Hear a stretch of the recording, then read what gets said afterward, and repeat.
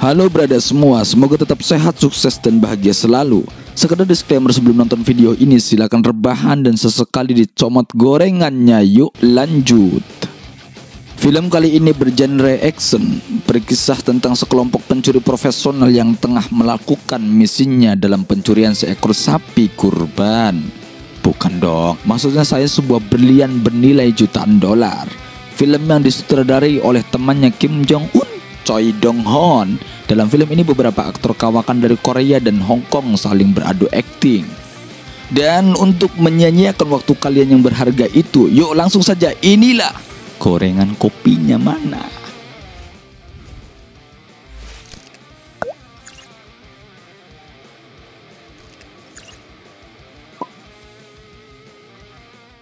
Di awal film, kita dapat melihat dua orang perempuan yang baru saja tiba di ruang kerja seorang laki-laki. Ternyata laki-laki itu adalah kolektor sekaligus pemilik galeri barang antik. Sedangkan perempuan cantik yang baru datang adalah kekasih sang pria, sebut saja Ajeng. Dia bermaksud mengenalkan sang ibu kepada kekasihnya. Dia adalah Soing atau dibaca Cewing. Biar lebih enak kita panggil saja Wati lah ya, Wati. Scene beralih pada dua orang petugas reparasi yang sedang menaiki tangga. Rupanya mereka menuju atap sebuah gedung yang berada tepat di belakang gedung galeri seni. Keduanya mempersiapkan sebuah alat yang entah itu untuk apa. Scene kembali pada gedung galeri, di mana Wati meminta calon menantunya untuk melihat koleksi barang antiknya yang masih berada di tempat penyimpanan. Dengan sedikit terpaksa, akhirnya dia mengantarkan Wati ke ruangan khusus. Setelah keduanya pergi, Ajeng langsung membuka blus putihnya. Ternyata dia masih menggunakan setelan baju lain. Nampaknya Ajeng sedang mempersiapkan sesuatu. Terlihat Ajeng juga melakukan komunikasi jarak jauh dengan orang lain yang ternyata adalah tukang reparasi tadi. Ajeng langsung membuka jendela dan meminta tukang reparasi untuk menembakkan kabel sling yang sudah dipersiapkan. Dengan santai dan cekatan, Ajeng langsung menaiki gedung dengan cara ditarik menggunakan kabel sling. 소시죠? 가자.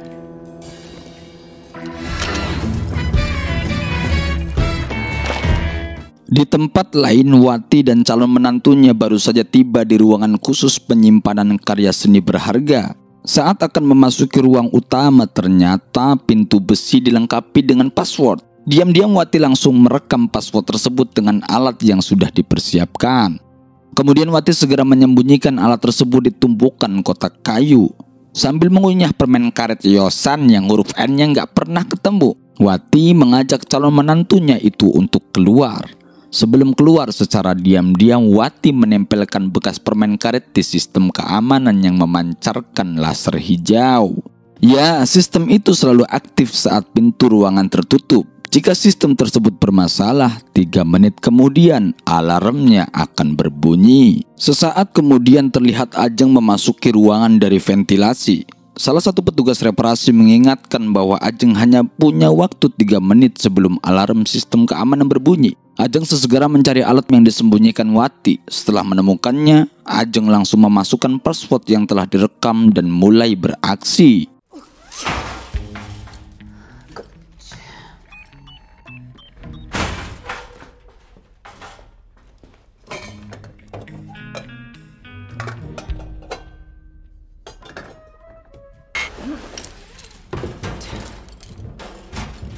Ya, Ajeng mengambil salah satu barang antik paling berharga dan menggantinya dengan yang palsu.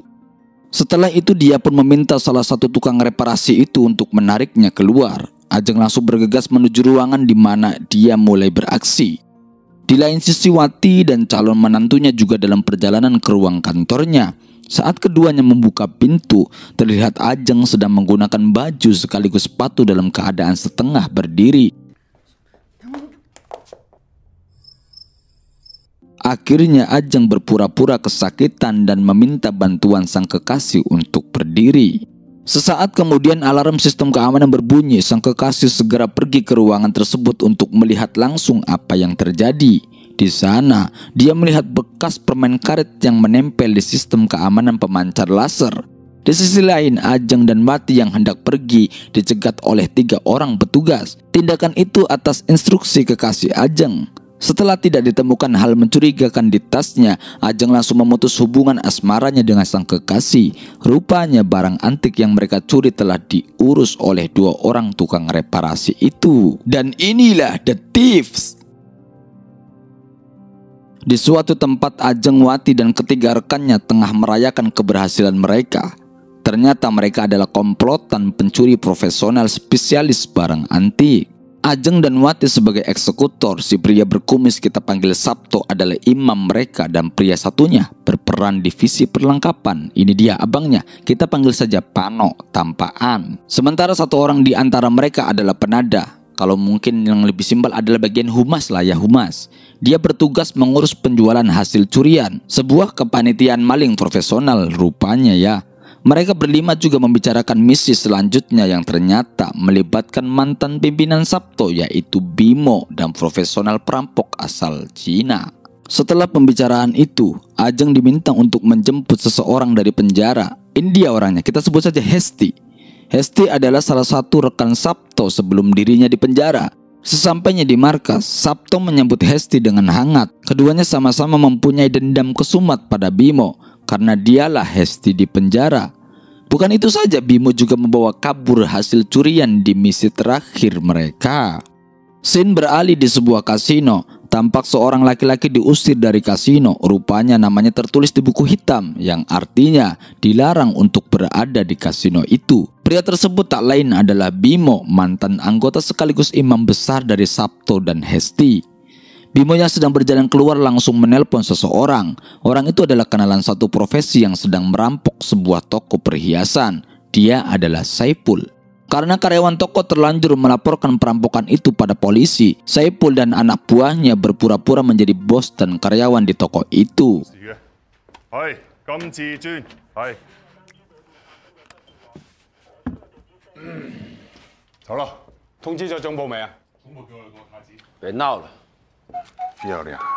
Sebagai salah satu perampok profesional di Cina, dengan pintarnya mereka bertingkah seolah tidak terjadi apa-apa dan berhasil mengelabuhi polisi.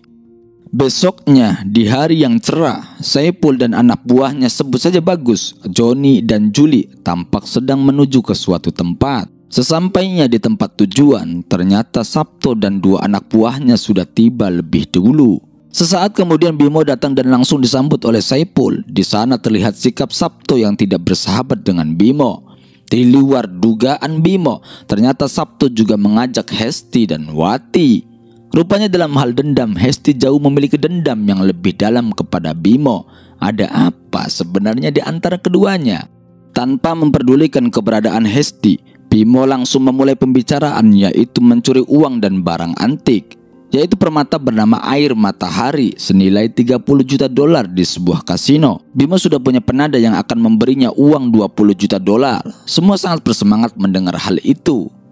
Namun yang jadi masalah adalah penada yang Bimo sebut dia adalah mafia Hong Kong yang bernama Bruno. Menurut Saipul, tak ada orang yang mengetahui seperti apa Bruno. Tak ada yang tahu identitas dan wajahnya, dan yang pasti sangat jahat. Satu-satunya petunjuk adalah tato kupu-kupu yang ada di tangannya. Orang yang tidak mengikuti keinginannya akan langsung dia bikin meninggoy.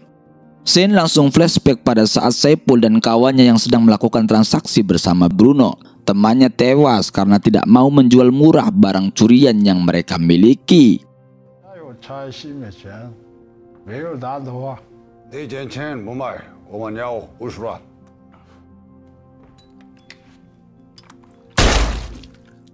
Singkat cerita, Bimo memanggil seorang informan yang paham betul seluk-beluk gedung kasino dan tempat menyimpan permata yang mereka incar. Ini dia orangnya, kita panggil saja Momon. Menurut Momon, selain gedung kasino yang dipenuhi banyak kamera CCTV, sistem keamanan penyimpanan barang antik itu sangat mustahil ditembus. Selain dijaga ketat, pintu ruang penyimpanan juga dilengkapi dengan sistem keamanan medan magnet. Medan magnet itu terhubung dengan alat pacu jantung yang hanya terpasang pada tubuh Lala, sang pemilik barang antik. Sederhananya, hanya Lala seorang yang dapat memasuki ruangan di mana barang antik itu tersimpan. Setelah pembicaraan yang cukup singkat, mereka bersulang untuk merayakan kerjasamanya kecuali Juli. Juli yang mau ngasap secara diam-diam memasang penyadap di korek api milik Bimo. Sepertinya ada sesuatu yang disembunyikan Juli ini. 자, 건배합시다. 펩시 너도와.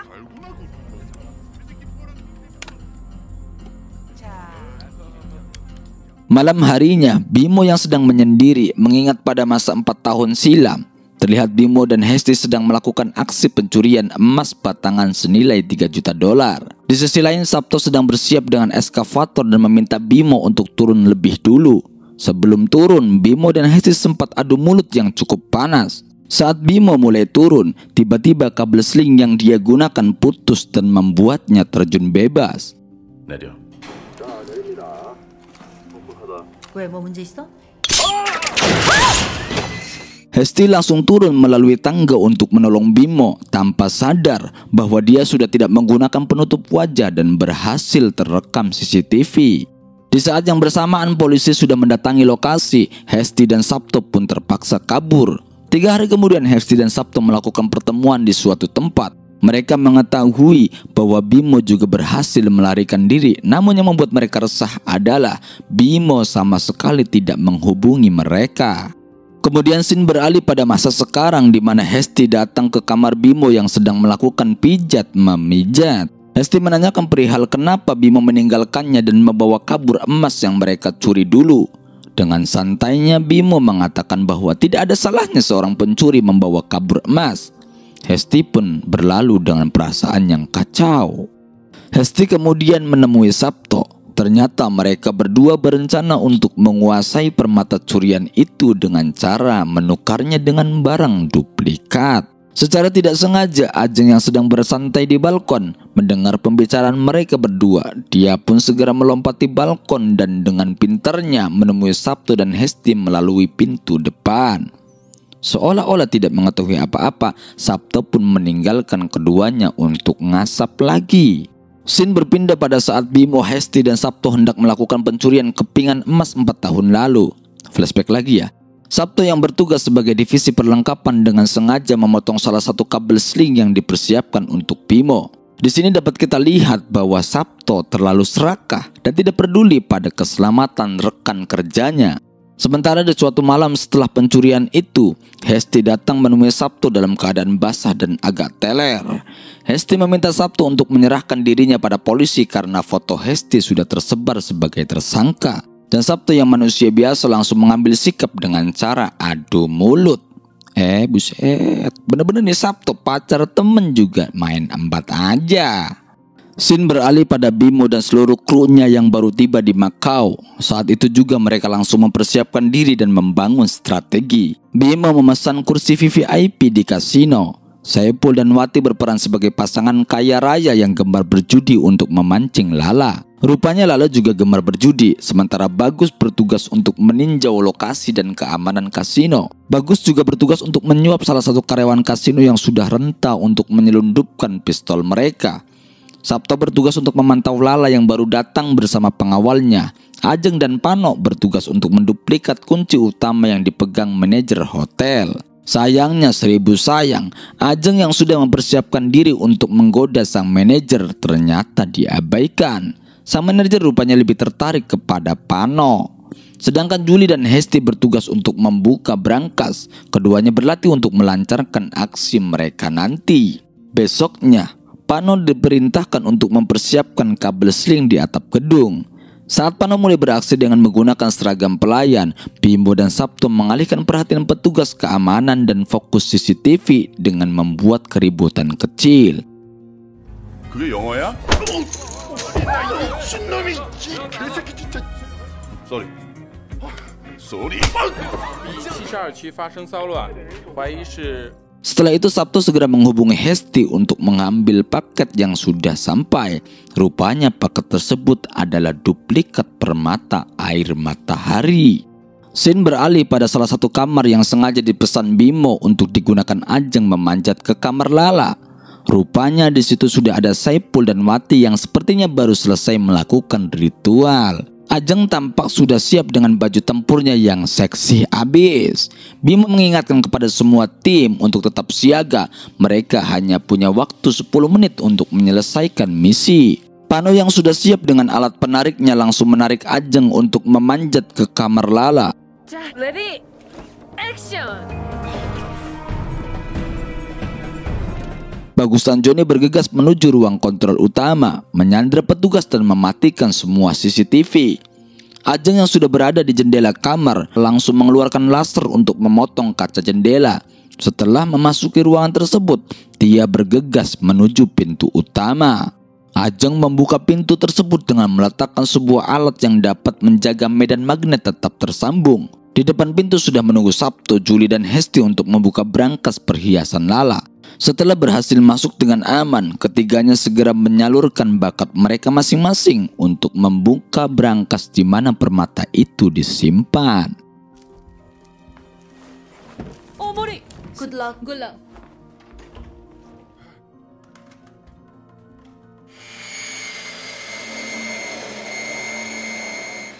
Di tempat lain, Saipul dan Wati yang bertugas untuk menahan Lala agar tidak ke kamarnya rupanya tergiur dengan tumpukan duit yang Lala bawa. Saat itu juga Saipul berinisiatif untuk merampok Lala, dan tanpa pikir panjang juga dia langsung menodongkan pistol ke arah Lala. Semua orang dan pengawas yang ada di ruang VVIP tidak bisa berbuat sesuatu. Saipul segera meminta Wati untuk memasukkan semua uang ke dalam tas yang sudah dia siapkan. Namun tanpa sepengetahuan Saipul, salah satu pengawas berhasil mengirimkan pesan darurat kepada petugas keamanan di luar.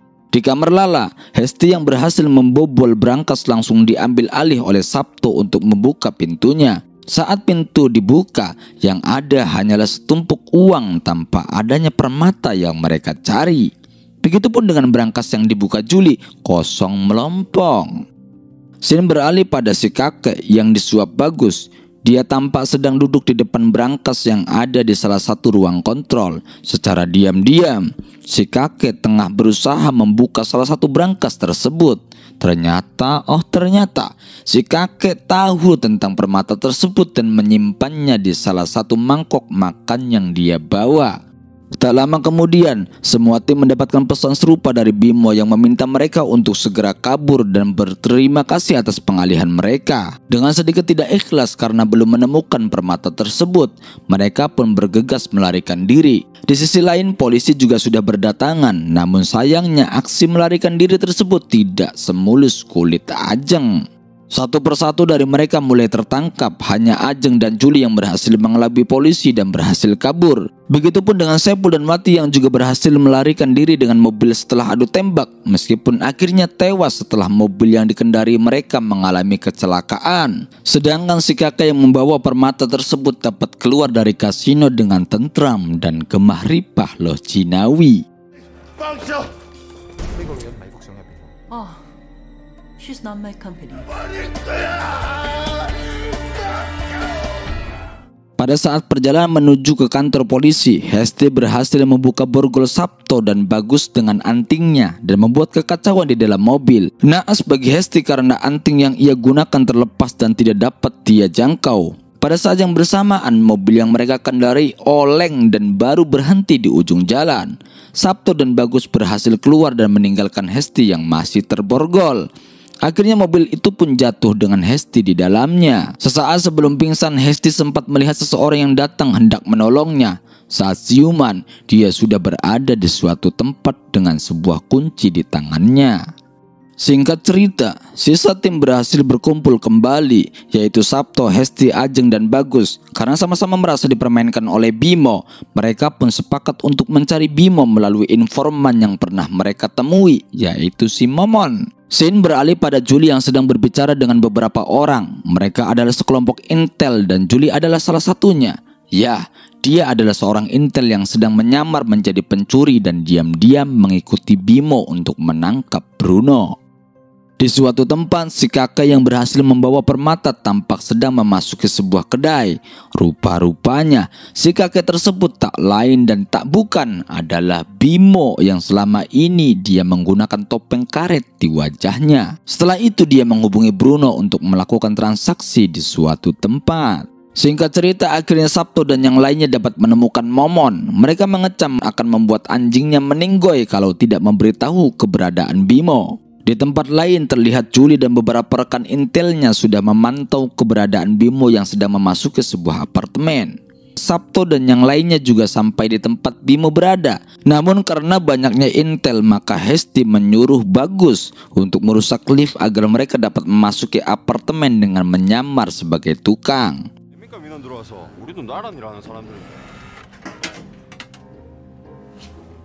오케이, 세웠어. 난 할게. Di saat yang bersamaan, Momon juga pergi menemui Bimo di kedai makan atas perintah Hesti.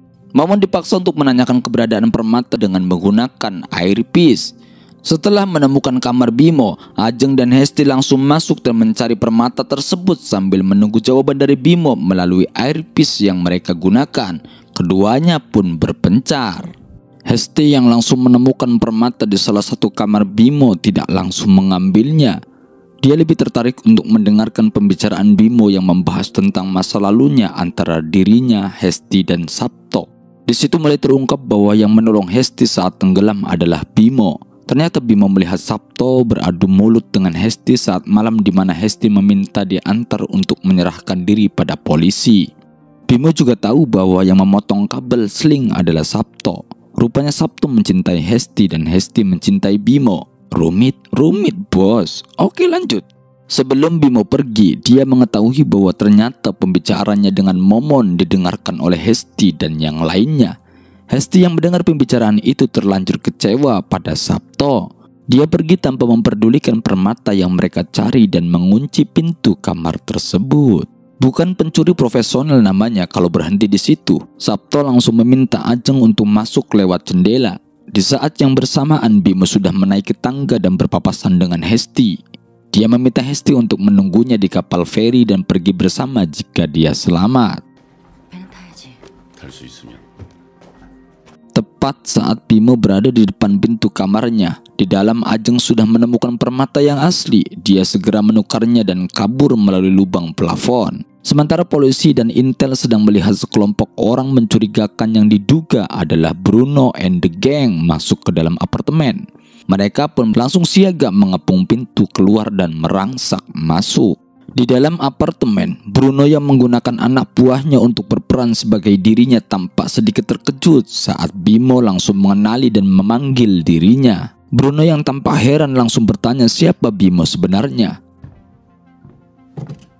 你做过这儿？魏红，有喝 whisky 的时间吗？ Scene langsung beralih pada flashback saat Bruno tengah melakukan transaksi dengan Saipul dan temannya. Ternyata kamar tersebut adalah kamar yang saat Bruno melakukan transaksi dengan Saipul.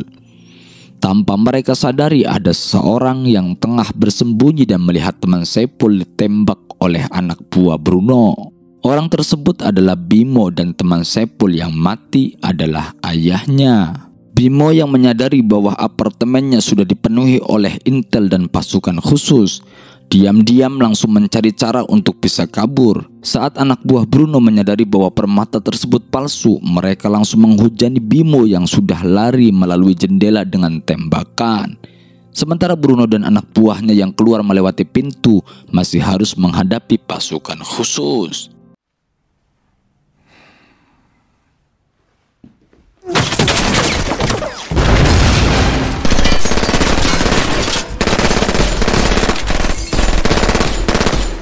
Sementara itu, di atas lift yang rusak, Sabto masih menunggu Ajeng yang sedang berusaha keluar melalui plafon. Dia meminta agar Ajeng melemparkan saja permatanya kepada Sabto yang berada di lorong lift. Di sisi lain, Bimo yang berusaha kabur berhasil dikejar oleh anak buah Bruno. Setelah merasa bosan kejar-kejaran di dalam gedung, Bimo mengajak anak buah Bruno baku tembak di jendela apartemen. Terjadilah baku tembak yang cukup alot.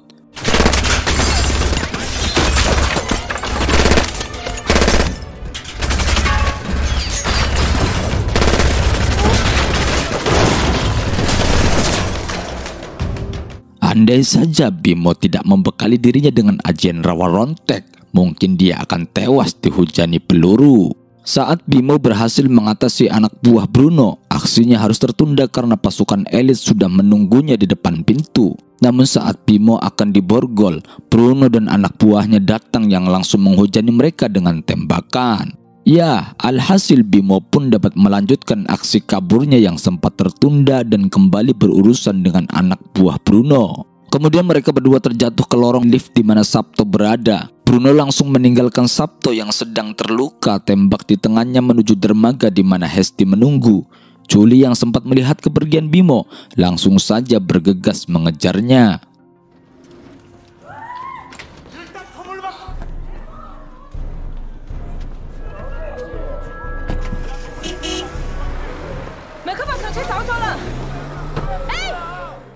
Di saat yang bersamaan Bruno yang sedang menurun di tangga apartemen dengan santai tiba-tiba dihadang oleh kepala polisi dan orang kepercayaannya.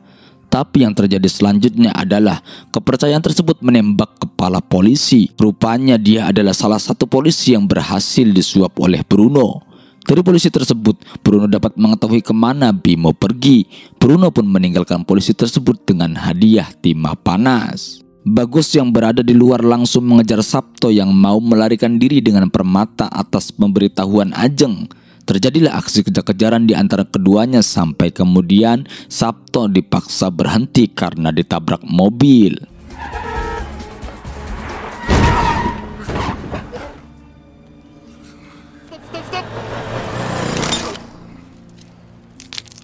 이거 봐라. 나이가 왜 이렇게 약해?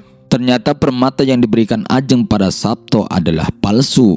Sementara itu, Ajeng yang berhasil turun dari plafon langsung melepas bajunya dan bersikap layaknya salah satu penghuni apartemen yang mau menyelamatkan diri. Setelah dirasa aman, dia kemudian mengambil sesuatu yang ternyata adalah permata yang asli. Dia pun berlalu. Bimo yang sudah sampai ke dermaga langsung bergegas menemui Hesti. Namun langkahnya tertahan karena Bruno juga tiba di sana. Bimo pun pergi dengan cara mengelabui Bruno. Di saat yang bersamaan, ternyata Julie tengah mencari Bimo juga tiba di dermaga. Karena di sana ada salah satu buronan yaitu Hesti. Julie langsung menodongkan pistol ke arah Hesti. Bimo yang melihat situasi Hesti tidak menguntungkan, dia langsung memanggil Bruno dengan keras.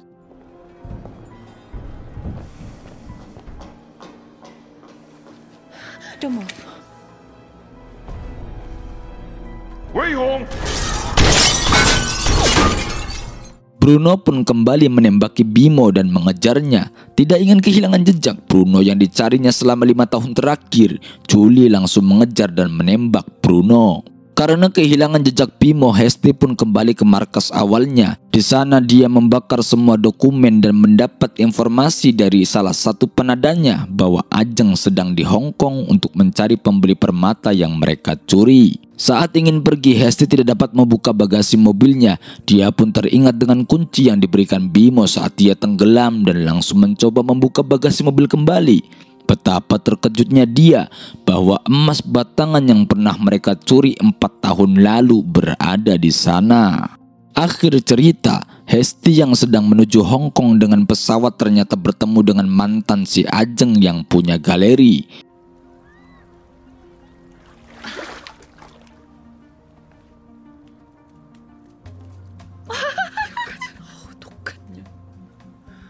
Singkatnya, setelah berhasil menemukan Ajeng, Hesti memberitahu Ajeng kalau dia membawa seorang pembeli. Setelah Ajeng mengetahui bahwa si pembeli adalah sang mantan, dia pun bersembunyi dengan cara terjun ke kolam. Di saat yang bersamaan, Bimo menelpon Hesti untuk bersiap pada misi selanjutnya. Masih dengan penyamarannya, Bimo menuju kamar Ajeng untuk sesuatu yang sangat berharga. Film pun tamat.